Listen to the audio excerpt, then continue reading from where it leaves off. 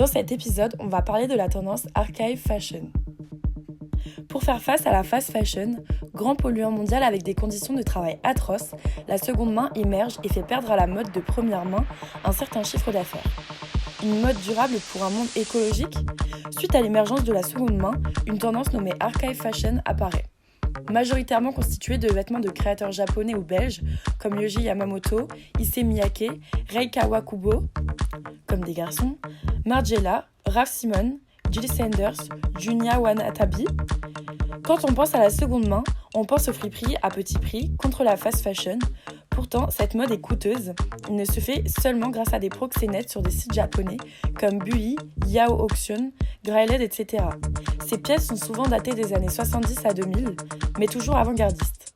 Le style est monochrome, utilisant une palette de noir, blanc ou gris, avec des silhouettes cassées, déchirées, déconstruites, exagérées, avec des coutures défaites ou sorties.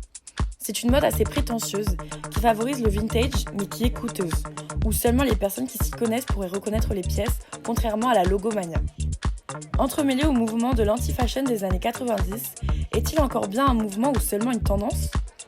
Ce qui perdrait toute l'authenticité de cette mode intemporelle qui s'oppose à l'industrie. Sortir des tendances et porter des vêtements qui seraient considérés comme étant bizarres pour l'acheteur régulier, comme les tapis de maison Margiela, qui sont un des piliers de l'anti-fashion. Ce mouvement de base a commencé comme étant contre le capitalisme et le mode de consommation de l'industrie. L'objectif premier est d'être confortable dans son vêtement et non plaire aux autres. Un mouvement qui est pourtant encore bel et bien dans le système. Malheureusement, l'évolution de celui-ci est édulcorée.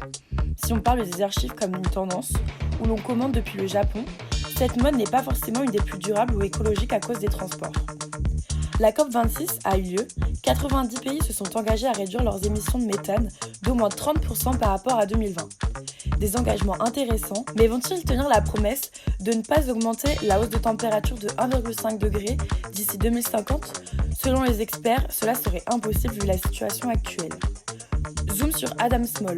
Il est écologique, aisé financièrement, excentrique. Il travaille dans le business, dans la communication et les médias. Il passe des heures sur des sites d'enchères afin de trouver la pièce parfaite. Il achète 1 à 2 pièces par mois. Il est conscient du changement climatique et essaye de faire des efforts.